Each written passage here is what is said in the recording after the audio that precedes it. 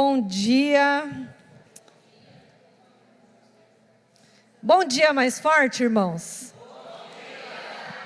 Falaram para mim esses dias que o pessoal do culto da manhã é mais quietinho do que o pessoal da noite. Vocês concordam com isso? Disseram que à noite o pessoal é mais pentecostal. É verdade isso? Não é não, né? Então dá um glória a Deus bem alto aí. Sacode a poeira, acorda a tua alma em nome de Jesus e deixa o Espírito de Deus falar com você nessa manhã. Amém? Aleluia. Eu quero orar por esse momento da palavra e a gente gosta de orar, né, irmãos? Crente gosta de orar. Então, ora comigo aí, fecha os seus olhos, peça para que o Senhor fale com você nessa manhã.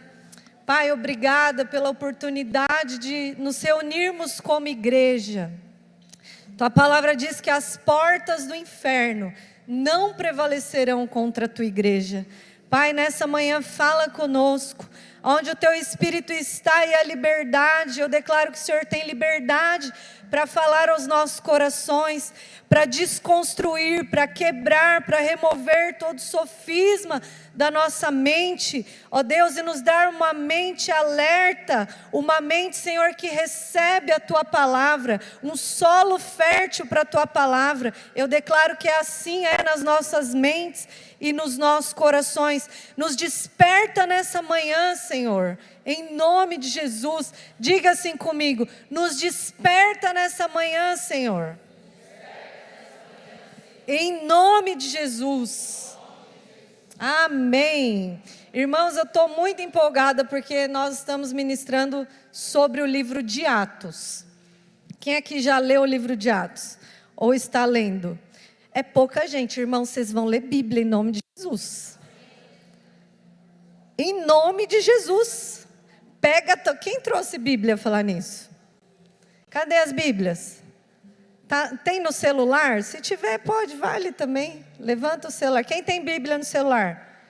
É por isso que vocês não lêem Bíblia. Não carrega a Bíblia aqui, não baixa no celular. Baixa a Bíblia no celular hoje, em nome de Jesus. Compra a Bíblia, vamos ler a palavra, vamos valorizar a palavra de Deus. Sangue foi derramado para que ela chegasse até nós hoje. Isso é uma realidade. Amém? E eu estou muito empolgada que nós estamos estudando o livro de Atos, porque fala a respeito do nascimento da igreja. E quantas coisas maravilhosas estão relatadas ali. Na semana passada o pastor Márcio deu introdução ao estudo do livro de Atos, e ele nos trouxe um panorama geral, e o pastor Murilo ministrou no período da noite, falando a respeito de oração, da vida de oração na igreja. E hoje o meu desafio aqui para nós é falar a respeito de testemunhar Cristo ao mundo. Diga comigo: testemunhar Cristo ao mundo. Nós fomos chamados para testemunhar Cristo ao mundo. Amém? Aleluia.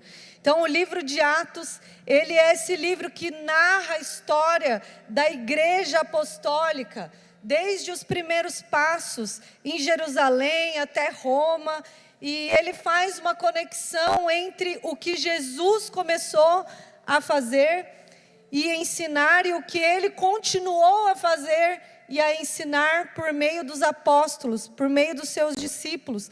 Então Atos, o livro de Atos, ele não coloca os apóstolos no centro, mas ele coloca Cristo no centro. Amém? Porque é Cristo quem faz. Os homens e as mulheres de Deus que nós vemos ali relatados naquelas histórias, eles são apenas instrumentos, mas o agente é o próprio Deus. Amém? Então o poder que transforma, milagres sobrenaturais, e eu quero compartilhar alguns aqui conosco nessa manhã. Isso tudo não foi feito por mãos de homens, mas pela mão de Deus. Não veio da terra, mas veio do céu. Não veio de dentro de algum homem, mas veio de cima, veio do alto, veio do próprio Deus, na pessoa do Espírito Santo. Amém? E todos aqueles que são nascidos de novo têm o Espírito Santo morando dentro de si. Se você tem o Espírito Santo morando dentro de você, dá um glória a Deus bem forte nessa manhã. Eita, povo cheio do Espírito. Agora eu senti firmeza, irmãos. Agora, está esquentando aqui. Aleluia. Então o tema central de Atos é Cristo. Mas agora é o Cristo ressurreto, vivo. Um Cristo vivo e que dá poder para a sua igreja. Um Cristo que dá poder para a sua igreja. E que desafia a sua igreja, os seus seguidores, a testemunhar. Diga, testemunhar. Testemunhar o quê? A mensagem do amor de Deus. Amém? Lá em Atos 1:8, quando Jesus disse... vocês receberão poder ao descer sobre vós o Espírito Santo, e sereis minhas testemunhas, tanto em Jerusalém como na Judéia, Samaria e até os confins da terra. Então, quando Jesus diz essa palavra testemunhar, serão minhas testemunhas, vocês vão receber poder para uma finalidade específica, serem minhas testemunhas. Essa palavra no original, ela é a palavra martos, e ela significa aqueles que por seu exemplo provaram a força e a genuinidade de sua fé em Cristo, por sofrer morte violenta. Uau! Jesus estava dizendo que Ele daria poder para a sua igreja, para sofrer.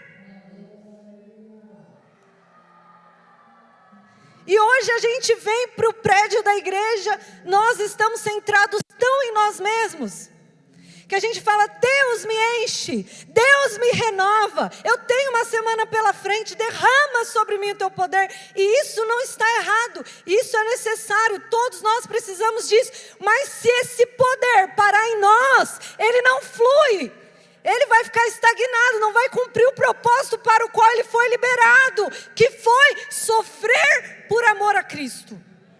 Deus te deu poder para sofrer por amor a Ele. Há poder no sofrimento. Há poder em sofrer por amor a Cristo. Amém? Aleluia. Atos capítulo 2, vamos ler, irmãos? Atos capítulo 2, a partir do versículo 22, na versão NVT, para o pessoal que vai projetar. Se você está com a sua Bíblia na mão, pega uma caneta, grife os versículos, rabisque a sua Bíblia, para você memorizar aquilo que Deus quer falar com você. Então, Atos capítulo 2, a partir do versículo 22, diz assim: povo de Israel, escute, Deus aprovou publicamente Jesus, o Nazareno, ao realizar milagres, maravilhas.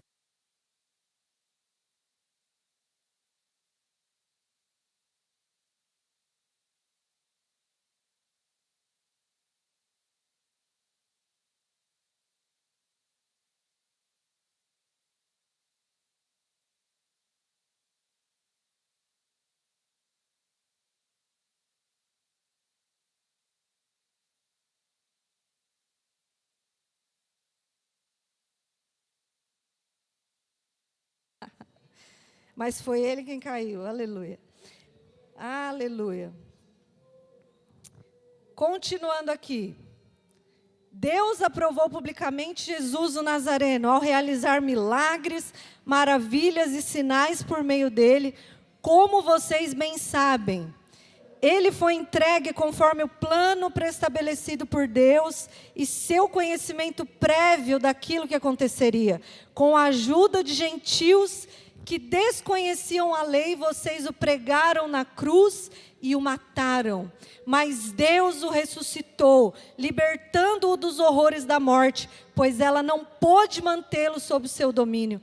A respeito dele, disse o rei Davi: vejo que o Senhor está sempre comigo, não serei abalado, pois ele está à minha direita. Não é de admirar que meu coração esteja alegre e que minha língua o louve. Meu corpo repousa em esperança, pois tu não deixarás minha alma entre os mortos, nem permitirás que o teu santo apodreça no túmulo.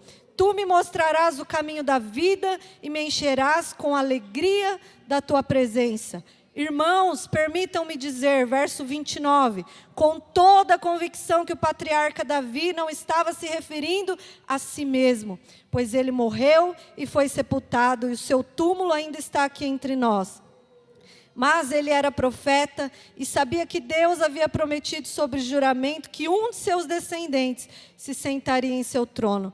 Davi estava olhando para o futuro e falando da ressurreição de Cristo, que não foi deixado entre os mortos, nem seu corpo apodreceu no túmulo. Vocês estão acompanhando, irmãos? Vamos continuar então, 32. Foi esse Jesus que Deus ressuscitou e todos nós somos testemunhas disso. Ele foi exaltado ao lugar de honra. Olha só, volta aqui no versículo 32. Foi esse Jesus que Deus ressuscitou e todos nós somos o quê? Testemunhas. Aleluia.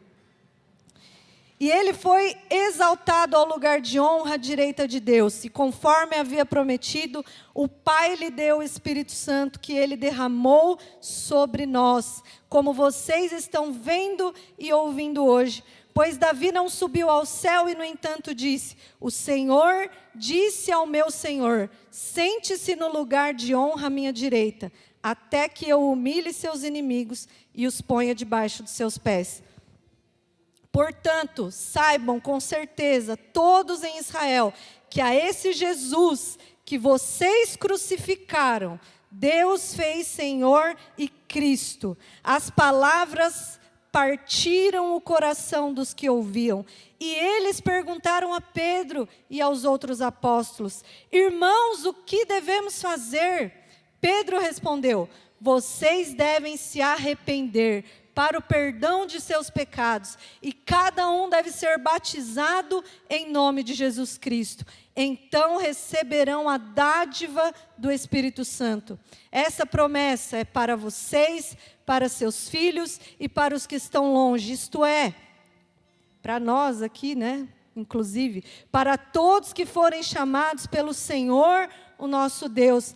Pedro continuou a pregar, advertindo com insistência aos seus ouvintes: salvem-se dessa geração corrompida.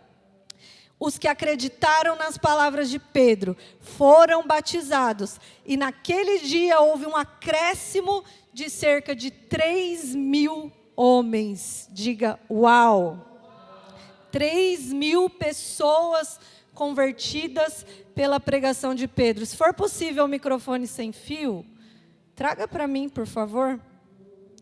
A primeira pregação de Pedro, após o derramamento do Espírito, após o Pentecostes, ela contém elementos importantíssimos, e nós lemos aqui Atos 2, a partir do verso 22, aonde Pedro explica, ele pega o gancho do derramamento do Espírito no Pentecostes, e ele ousadamente prega a multidão que estava ali.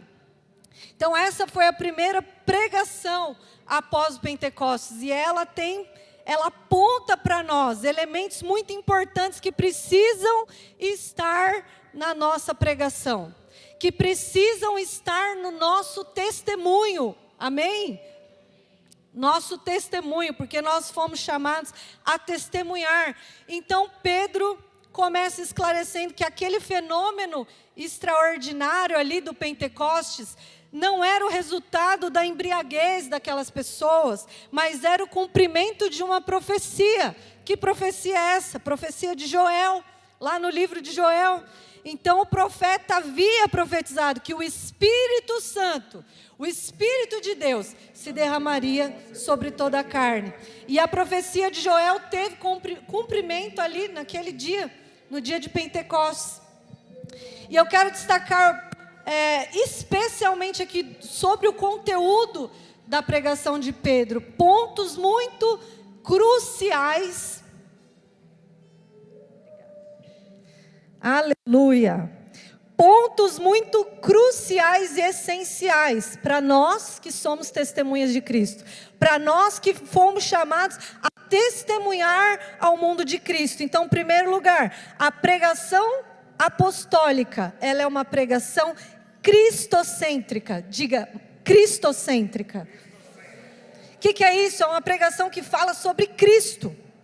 É uma pregação onde Cristo está no centro. A mensagem de Pedro teve como objetivo a pessoa de Cristo e a sua obra, aquilo que ele fez. Então a vida de Cristo, lá no versículo 22, diz que Jesus o Nazareno, ao realizar milagres, maravilhas, sinais no meio das pessoas, por meio dele. Então essa foi a vida de Jesus. Realizar milagres, realizar sinais, coisas miraculosas. Ele fala também sobre a morte de Jesus, lá no verso 23.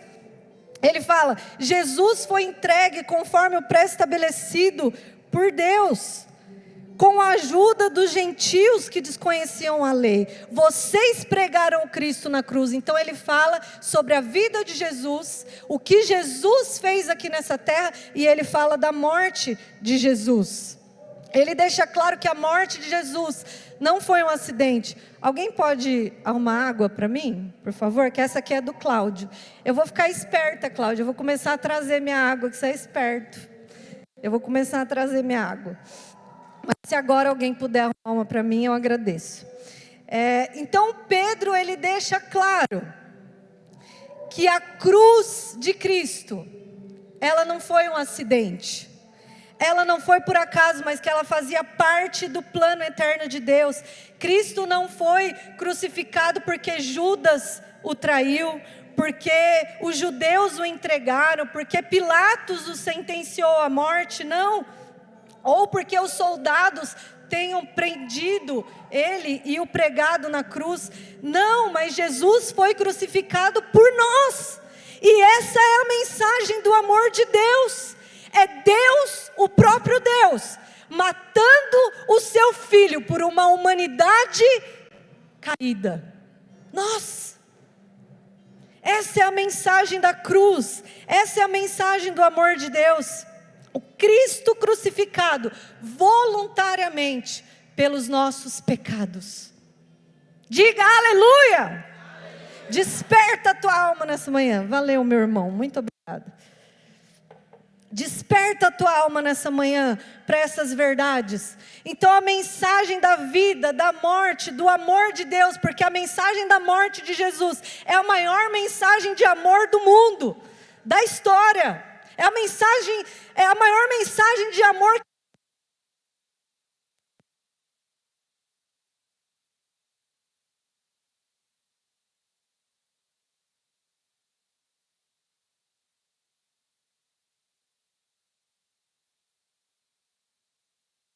Vou cair tropeçando nesse fio, em nome de Jesus. Quantos dizem amém? Amém, não vou cair. O diabo não quer que nós falemos essas verdades. Por quê? Porque no mundo nós somos acusados de quê? Não tem amor. Esses crentes, eles falam... Oh, Deus, me ajuda. Esses crentes falam de amor, mas não tem amor, tem condenação. A maior mensagem do amor é Deus morto, pregado na cruz, por uma humanidade imperfeita e caída que somos nós. E esse deve ser o conteúdo da nossa pregação, do nosso testemunho para as pessoas. E aí Pedro continua falando sobre a ressurreição de Cristo. Vocês o mataram, ele morreu por amor a vocês, mas Deus o ressuscitou entre os mortos, ele está vivo. Então essa é a mensagem de Pedro, e ele continua falando sobre a exaltação de Cristo. Ele não está morto, mas ele se assentou à destra do Pai. E por fim, ele fala do senhorio de Jesus Cristo. Esse Jesus a quem vocês crucificaram, Deus o fez Senhor e Cristo. Aleluia! Aleluia! Então, Pedro, ele explana todos esses fatos a respeito da vida de Jesus, e ele continua. Esse é o segundo ponto que eu quero destacar. Uma pregação eficaz quanto ao seu propósito. Qual que era o propósito? Qual que é o propósito da nossa pregação? Diga comigo, arrependimento. Ele falou da vida, da morte de Jesus, do amor de Deus revelado ali na cruz. Ele falou que Jesus ressuscitou, está vivo, é Rei, Senhor e Cristo. E Ele fez isso por um propósito, para levar a humanidade ao arrependimento. Diga comigo, arrependimento. Arrependimento. Lá no versículo 37, diz assim: as palavras partiram o coração dos que o ouviam, e eles perguntaram a Pedro e aos outros apóstolos: irmãos, o que devemos fazer diante dessa verdade? O que nós devemos fazer? A pregação de Pedro, ela explodiu como uma dinamite no coração daquelas pessoas, e ela produziu uma compulsão na alma, uma tristeza pelo pecado. Foi um sermão que penetrou profundo no coração das pessoas. Eu quero te perguntar, isso já aconteceu com você? A mensagem de Jesus já penetrou profundamente no seu coração, a ponto de gerar em você tristeza pelo pecado, arrependimento genuíno. É isso que a genuína pregação do amor de Deus faz em nós, faz no homem caído. E a palavra aqui, para partiram o coração, em outras versões diz compungiu o coração daquela multidão. O termo aqui é acousantes, que significa ferir, dar uma forte ferroada. Ele era usado para descrever emoções dolorosas que penetram o coração como uma espada. Sabe o que é espada? A Bíblia diz que a Bíblia é a espada do Espírito. E essa espada, ela precisa penetrar nos nossos corações. Para quê? Para gerar arrependimento, para quebrar a dureza. Pedro não pregou para agradar ou para entreter aquela multidão. E eu não quero pregar aqui hoje para te agradar ou para te entreter. Eu não quero que nós saiamos daqui para testemunhar a Cristo às pessoas, para agradar ninguém ou para entreter ninguém, porque esse não é o propósito da pregação, esse não é o propósito do testemunho. Pedro disse ao povo que, embora a cruz tivesse sido planejada por Deus desde a eternidade, eles eram os responsáveis pela morte de Cristo. No versículo 23, vós o matastes crucificando por mãos de iníquos. Então a nossa pregação, irmãos, ela precisa ser direta, ela precisa ser confrontadora. E isso não é agradável aos ouvidos, principalmente nos dias de hoje, aonde a começar dos nossos púlpitos há tanta sujeira, a começar da própria igreja, há tanta discrepância com a mensagem do Evangelho, há tantos pregadores falando coisas que não vivem, hipocrisia. O arrependimento precisa começar dos púlpitos das nossas igrejas. Mas sabe, tem que atingir os nossos corações e transformar as nossas vidas. Mudança de mentalidade e de atitude, isso é arrependimento. Aquele que roubava, não roube mais. Aquele que furtava, não furte mais. Antes, com as suas mãos, trabalhe dignamente para o seu sustento. É o que diz a palavra. Não é uma frase de efeito minha, está lá em Efésios. Então a palavra nos convida a uma mudança. E eu quero trazer isso para a nossa realidade. Aquele que era um marido ignorante, não seja mais. Seja amoroso. Ame como Cristo ama a igreja. Aquela esposa que era rebelde, insubmissa, não seja mais. Antes respeite o seu marido. Arrependimento, a começar daqui de dentro, para fluir lá fora e ser uma mensagem genuína que alcança as pessoas, que parte o coração das pessoas, e a ponto delas verem o que eu preciso fazer. Eu reconheço que eu pequei. E eu quero dizer para você, ainda que você tenha entrado aqui pela primeira vez, essa é a mensagem do Evangelho: todos pecaram. Todos pecaram e destituídos estão da glória de Deus. Todos nós pecamos. Jesus morreu por causa disso. Por amor a nós. Aleluia. Nossa mensagem precisa gerar a agonia do arrependimento. A pregação de Pedro produziu naquela multidão convicção de pecado. Hoje há pouca convicção de pecado na igreja, irmãos. Nós estamos insensíveis demais. Os nossos olhos estão secos demais. Converta-se o nosso riso em pranto e a nossa alegria em tristeza. Lamentai e chorai. O coração está duro demais. Porque a gente quer uma mensagem que agrade, que agrada a nossa alma. Que nos deixa da mesma forma, porque se Deus me ama, Ele me ama.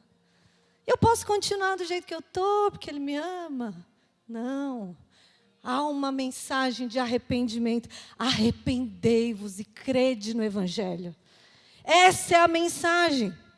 Essa é a mensagem. Não há salvação sem arrependimento. Ninguém entra no céu sem reconhecer que precisa de salvação. Que precisa de arrependimento. Uma pregação eficaz que aponta o pecado. Antes de falar do alívio, ele mostra a culpa. Nós lemos aqui. Essa é a pregação dos apóstolos. Essa é a pregação da igreja neotestamentária. Essa é a mensagem cristocêntrica. Antes de falar de cura, ele fala da doença. Antes de falar de redenção, ele fala do pecado. Então, quando nós testemunharmos, nós precisamos ser ousados. Por que muitas vezes a gente não é ousado?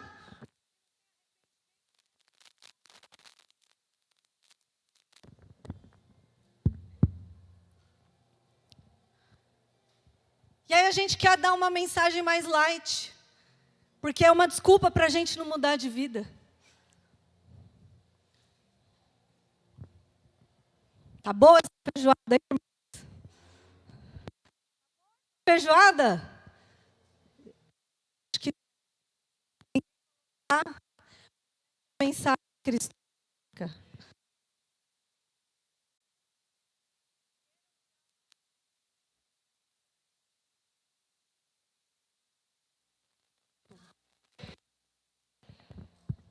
É o cabo.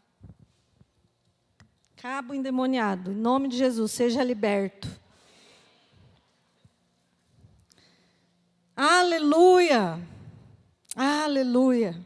Essa foi a ênfase de João Batista, de Jesus e dos apóstolos. Arrependei-vos e crede no Evangelho.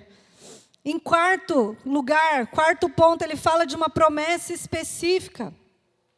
Uma pregação específica quanto à sua promessa. Que promessa é essa? Duas promessas são feitas àquele que se arrepende.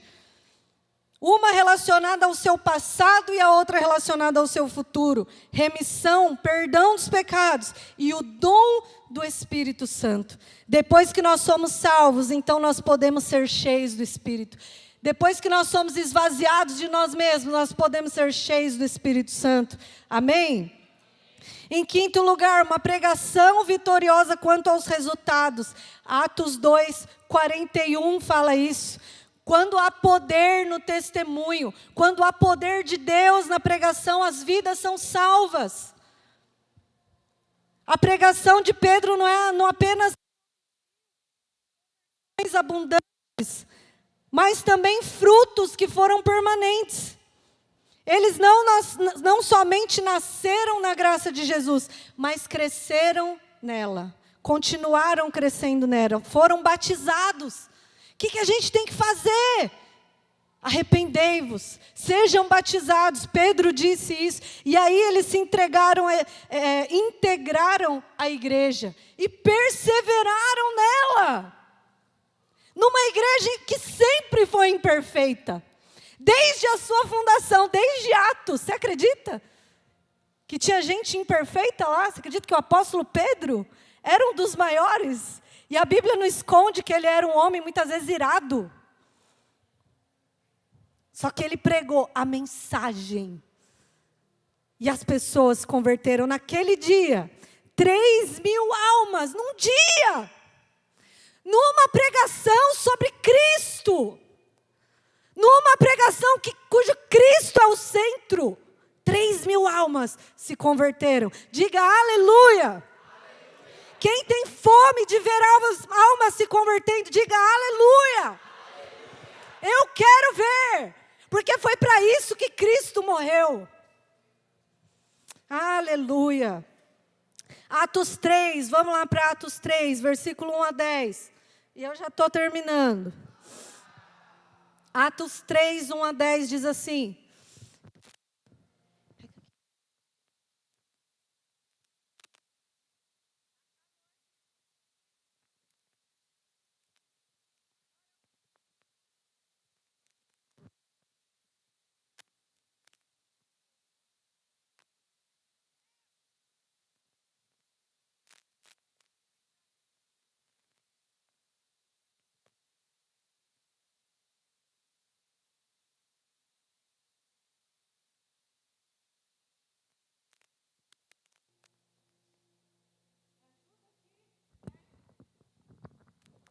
Som.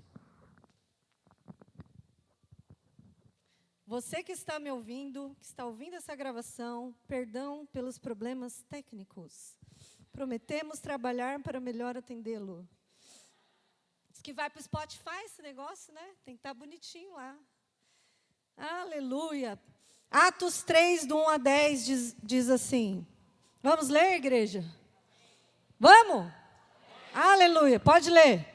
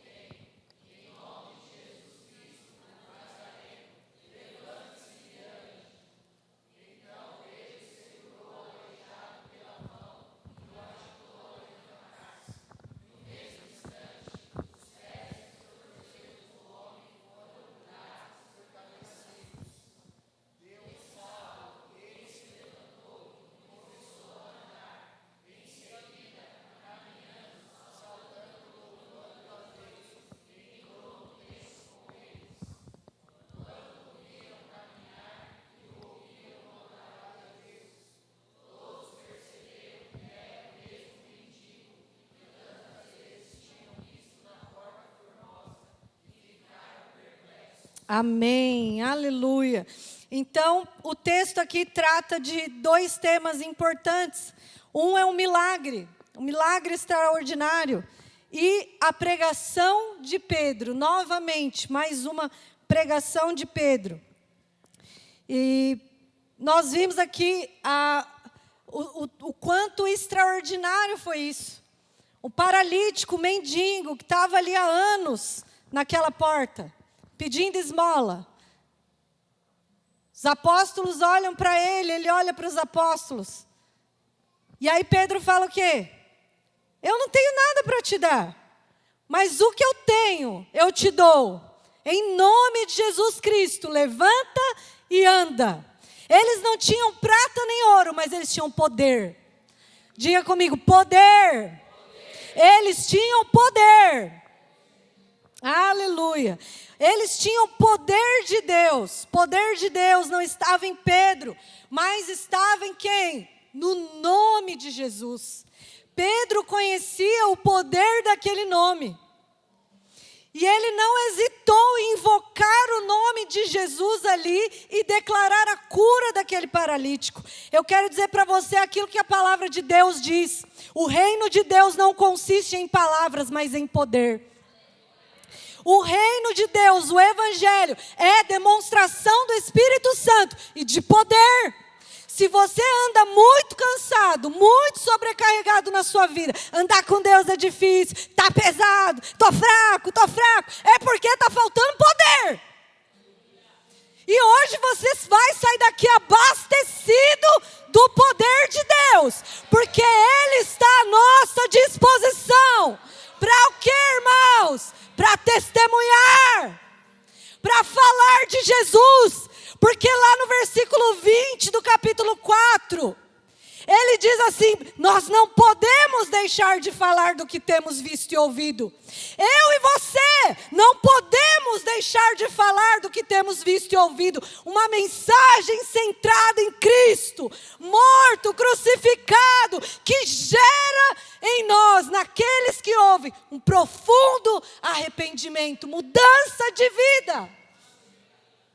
Mudança, morte do eu, uma nova criatura, aleluia. Esse é o poder da igreja, esse é o poder da nossa pregação. Diga comigo, esse é o poder da minha pregação. Esse é o poder, fala para a pessoa que está do seu lado, esse é o poder da sua pregação, do seu testemunho. Jorge, eu vejo o Espírito de Deus fortalecendo você. O poder de Deus está sendo derramado sobre a sua vida para você testemunhar. E do meio das suas dores, Deus vai ministrar cura sobre muitas pessoas. Porque há um poder de Deus sendo liberado para você. E o Espírito diz para você: não se cale. Não se cale. Não é sobre você, é sobre Cristo. É sobre Cristo, é sobre Ele, não é sobre nós. Nós não podemos deixar de falar, Vilma, do que temos visto e ouvido. Deus vai te levar, Vilma, à restauração de muitos casais. Sabe o que eu vejo a respeito de vocês? Eu vejo essa turma se multiplicando, Elaine. E eu vejo você e o Cláudio ministrando para casais. Assim como o Irineu e a Elaine têm feito hoje. A mesma unção. A mesma unção, meu filho. Porque Deus te deu poder. Deu poder e autoridade. Na terra você vestiu uma farda que dizia às pessoas que você tem poder e autoridade. Mas é uma farda celestial sendo liberada sobre a sua vida. Poder, poder, poder de Deus. Nós já vamos orar e você vai ser cheio do poder de Deus para testemunhar, porque o diabo não pode parar a igreja. As portas do inferno, como a depressão tem parado a igreja, como as crises emocionais têm parado os servos de Deus. Me parou por algum tempo. Mas eu quero testemunhar do poder que me levantou do chão. Aleluia! Não é nada sobre mim, é sobre Ele. Eu não prego aqui na frente porque eu sou boa, mas porque Ele é. Essa mensagem partiu o meu coração um dia. Ela penetrou no mais profundo do meu ser e gerou um profundo arrependimento. E Ele me conquistou. E a minha vida é para Ele. Por onde eu for, essa é a mensagem que eu vou levar. E por onde nós formos, essa é a mensagem que nós vamos levar a esse mundo. Aleluia! O ponto principal aqui da pregação, da primeira, da segunda pregação de Pedro, não foram os milagres, irmãos. Milagre é muito bom, nós amamos, eu creio. Enquanto o pastor orava aqui, liberava cura sobre os irmãos, eu tenho convicção que os doentes foram curados. Eu tenho convicção que houve poder liberado para cura, mas a mensagem do evangelho não é cura. A mensagem do evangelho, ponto principal, não é milagre. A cura não é a finalidade da pregação. O milagre não é a finalidade da pregação. Os sinais seguirão os que creem. Aos que creem no quê? Nos sinais? Não, aos que creem em Cristo, e esse crucificado, poder de Deus. Escândalo para os gentios, loucura, escândalo para os judeus e loucura para os gentios. Esse Cristo que libera poder sobre a sua igreja hoje, a mensagem é sobre Ele. É sobre esse nome poderoso. Ele é o fim da nossa pregação. Ele é o alfa, Ele é o ômega. Ele é o começo e Ele é o fim. Uma pregação poderosa. É o que nós podemos aprender aqui com o apóstolo. Uma pregação poderosa, que usou um milagre como pretexto, para falar uma mensagem cristocêntrica. A vida, a morte, a ressurreição de Cristo, a exposição da sujeira do nosso pecado, a necessidade de arrependimento, o perdão e o dom do Espírito, que levanta cada velho homem como um novo homem, uma nova criatura. Diga aleluia! Aleluia! Fica de pé que eu quero orar com você, porque já está acabando o nosso horário. Após a segunda pregação de Pedro, o que acontece, irmãos?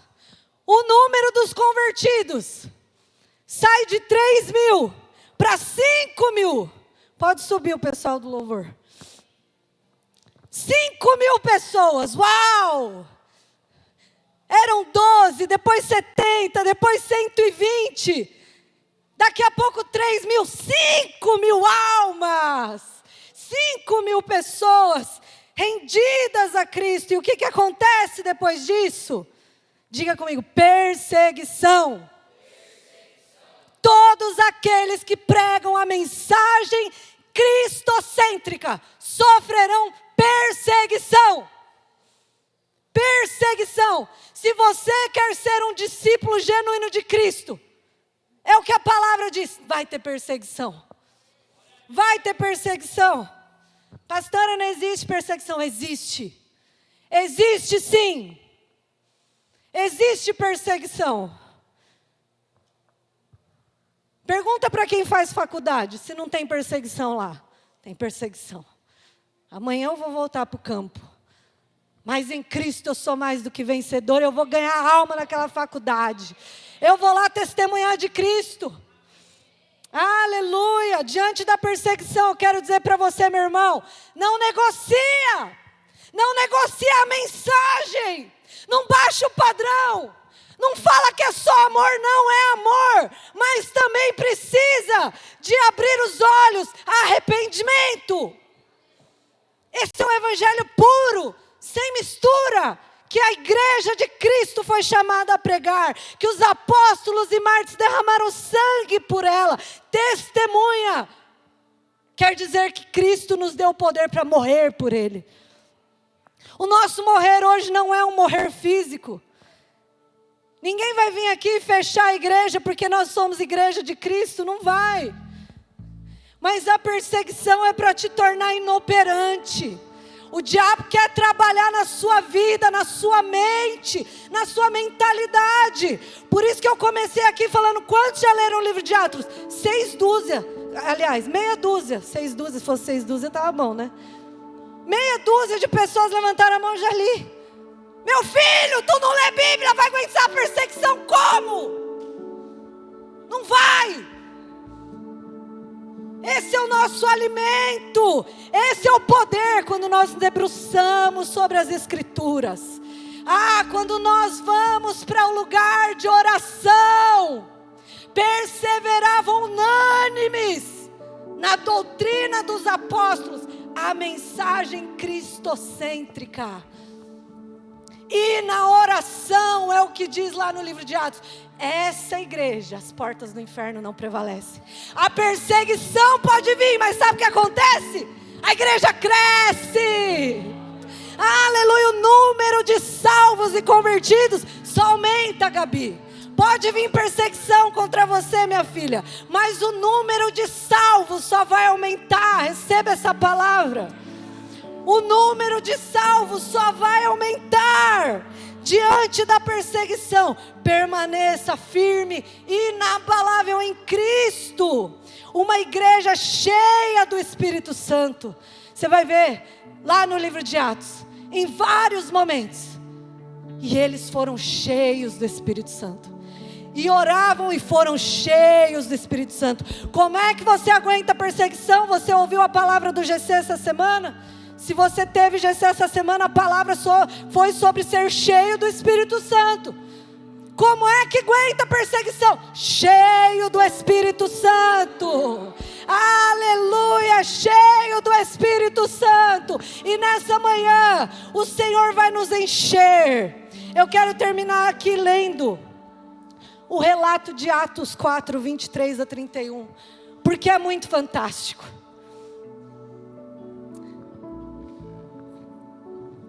Assim que foram libertos, Pedro foi preso por causa dessa pregação. Houve perseguição. Os religiosos perseguiram ele. Ele foi preso. Quando eles voltaram, assim que foram libertos, Pedro e João voltaram ao lugar onde estavam os outros irmãos e lhes contaram o que os principais sacerdotes e líderes tinham dito. Ao ouvir o relato, todos os presentes levantaram juntos a voz e fizeram o quê? Diga comigo, oraram.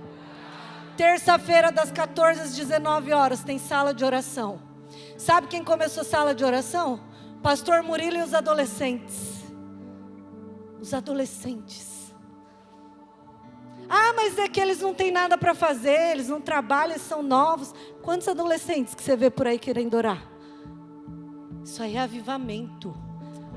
Isso aí é poder de Deus liberado sobre eles. Está levando eles a orar e nós não podemos ficar para trás. Nós precisamos ir todos os dias. Para onde? Para o lugar de oração. Todos levantaram a voz e oraram a Deus. Ó soberano Senhor, Criador dos céus e da terra, do mar e de tudo que neles há. Falaste muito tempo atrás pelo Espírito Santo nas palavras do nosso antepassado Davi, teu servo. Por que as nações se enfurecem tanto? Por que perderam tempo com planos inúteis? Os reis da terra se preparam para guerrear. Os governantes se uniram contra o Senhor e contra o seu Cristo. Isso não é novidade. Isso não começou agora, gente. De fato, isso aconteceu aqui nessa cidade, pois Herodes Antipas, o governador Pôncio Pilatos, os gentios e o povo de Israel se uniram contra Jesus, teu santo servo a quem ungiste. Pode mudar o nome dos governantes, põe os governantes de hoje, que cabe aqui. Cabe aqui. Até aqueles que se dizem cristãos, muitas vezes. Tudo o que fizeram de antemão pela tua vontade. E agora, Senhor, ouve as ameaças deles e concede a teus servos coragem. Diga coragem. Eles não falaram, Deus, para essa perseguição porque eu estou sofrendo muito. Eles não falaram isso. Eles falaram, concede coragem porque eu quero continuar testemunhando. Ao menor sinal de perseguição, a gente sai fora. A gente recua. Mas não era assim com os apóstolos.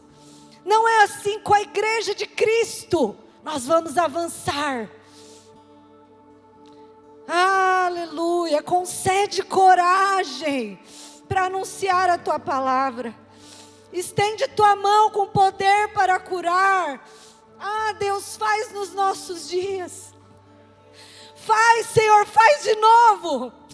Nós estamos aqui com fome, Senhor, de sermos a igreja, a mesma igreja pela qual o Senhor morreu. Essa igreja que carrega a mensagem de Cristo. Estende a tua mão com teu poder para curar. E que sinais e maravilhas sejam realizados por meio do nome do teu santo servo Jesus. Aleluia. Depois dessa oração,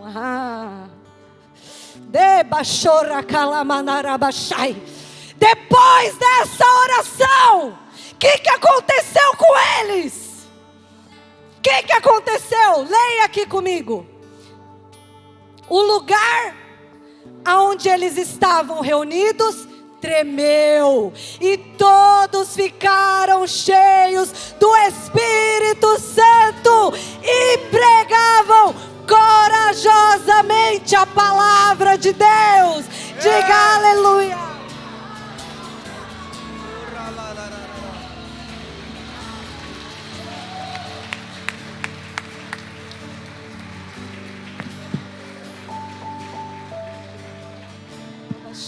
Levante as suas mãos. Você vai receber poder, porque Deus te chamou para ser testemunha. Testemunha, é isso que você é, testemunha de Cristo. Vamos adorar ao Senhor. Enquanto nós adoramos, o poder de Deus é liberado sobre nós, para sermos testemunhas.